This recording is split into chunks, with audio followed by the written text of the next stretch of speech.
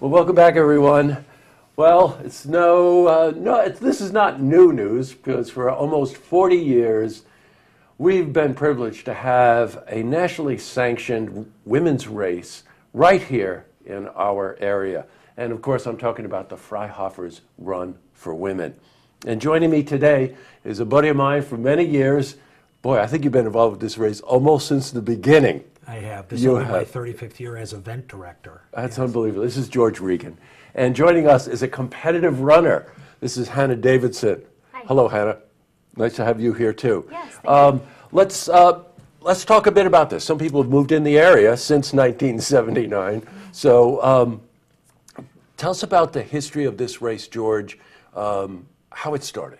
Well, I think it started to draw attention to the fact that women can run or could run at that time longer distances. If you remember, Title IX didn't take place until 72. Early 70s, that's right. And then in 78, a trigger for allowing women to compete at the distances was the 78 Sports Act. So in 79, Freihofer's comes onto the scene with this women's race, which happens to be hosting the United States Women's 10K Championship. That's right. So it started right out of the gate as a national sanctioned event for women. And it has been that ever since. Now, originally it started as a 10K, correct? That's right. And then somewhere in the 80s, I guess they 10 years. It went from 79 to 88 as a 10K national championship. And then became a 5K. And then became a 5K national championship in 89. And a lot more women participated then, right, in the 5K?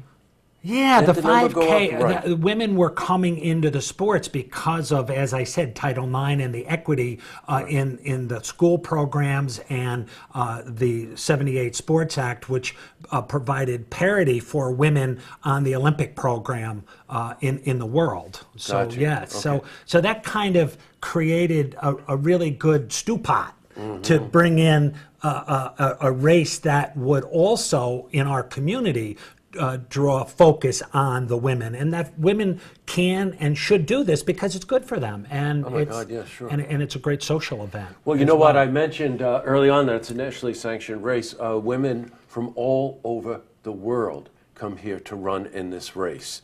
Now, Hannah, I want to talk to you. You're a competitive runner. Well, you typify a competitive runner. I'll tell you. I can tell you want to run now, right? Yeah, exactly. What got you interested in running? I started running when I was 10. Really just that all my friends were doing it. So that kind of brought it on in me. I kept at it because I really enjoyed it. I was good at it. You know, so many people talk about running as just not a form of exercise, but almost as a religion. Now, I know it sounds a little heady, but you've heard it referred to as moving meditation, right? And that you get so absorbed in yourself and in your mind, isn't it? It's like that, correct? It is, yeah. You spend a lot of time in your own head. You spend a lot of time out there thinking about life, not just running necessarily, but life, you know? Yeah. And the way you observe it, too. You know, I've heard from many runners that in the course of running, you know, again, they're absorbed very much in their own thinking and challenged very much by the actual event around them, right? It's competitive in nature, and that, you know, you're challenging yourself and trying to attain a certain level, right? It's Isn't a lifestyle. It is a lifestyle. Yeah. Well, and Hannah's also a distance runner, and you can cover a lot of distance. When Hannah goes out to run, she's running 6 miles, 7 miles. You can cover a lot of distance at her pace in 7 miles. So she's exposed to all this natural beauty, and that has a spiritual effect on anyone as well. It sure does. Now, you've competed in the Freihofer Run for a number of years, correct? Did you say 4 or 5 years? Yeah, 4 or 5 years now. Got it, okay. And you, now remember, this is a run that attracts, I think, a safe estimate is 4,000 women. That's correct. Right? Yeah. This is an amazing race. I know many of you know this, but in case you don't know, but the whole sense that you've placed in the top 20, correct? Yeah. This past year I was 16th. In high school, actually, the first year I ran, I believe I was 17th. That was a huge run. Yeah. And ask her where she went to high school. Yeah, I was just going to say, we're talking about a local girl here. We're talking about somebody from Saratoga High School. Now, the Saratoga Streaks Running Club has produced some pretty famous runners, correct? Yeah. Tell us. Yeah, it's a top-notch program. Sherry Goddard, one of the Saratoga graduates, I think we said mid-90s she graduated. She went on to run Olympic trials. She's very good, very good. She was probably one of the top women to come out of that program. That's She ran Freihofer's one year. Yeah, and won She it. won, yes, she Yeah, won. in won it. 99 Yeah. against the best American women. Yeah. I remember it was so funny because she came there in 97 and she came in third. And then she came there in 98 and she came in second.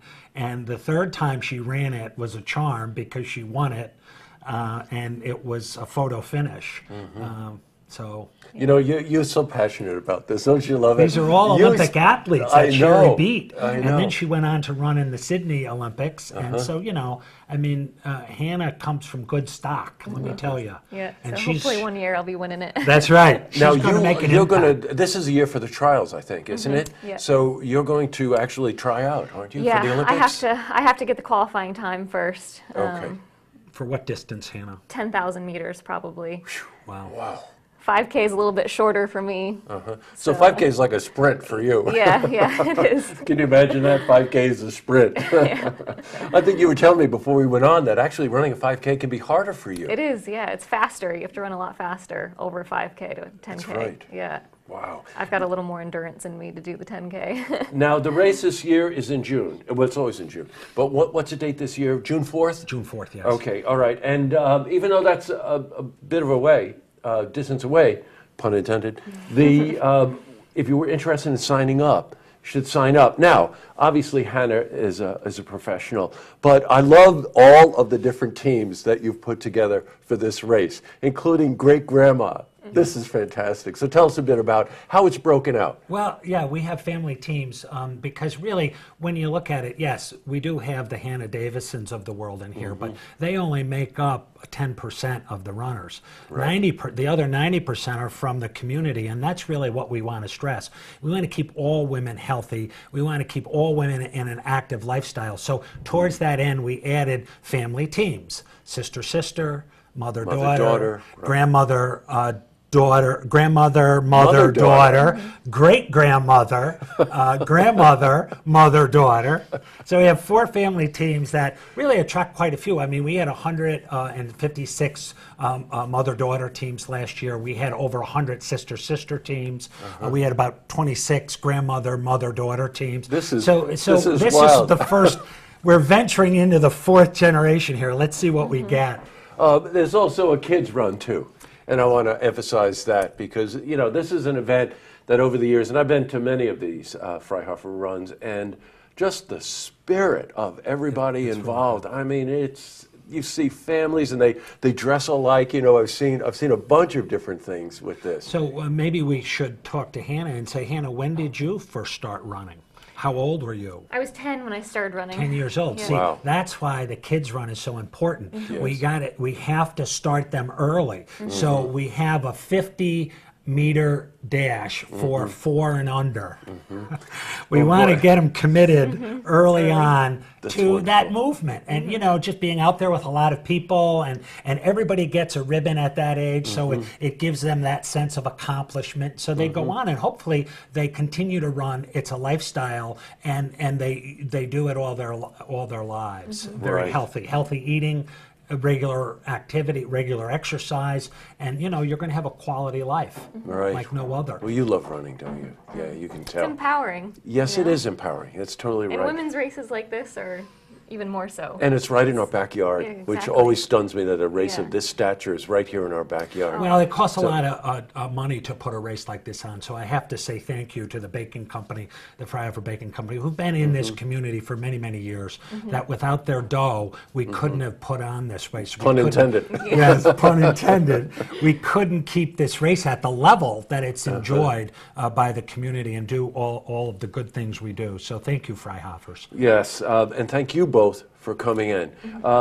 There's so much that we could talk about this. I just want to give you the particulars. Go to the website. What's the website? Freihofersrun.com. Freihofersrun.com, because a lot of the money goes back into the community, hospital at Albany Med and stuff. So, and we're out of time, unfortunately. But thank you both. Best of luck. Yeah, thank okay? you. Thank you. And Thanks it's for great to having see you, George, again. To see this interview again, you can head to our website, looktvonline.com.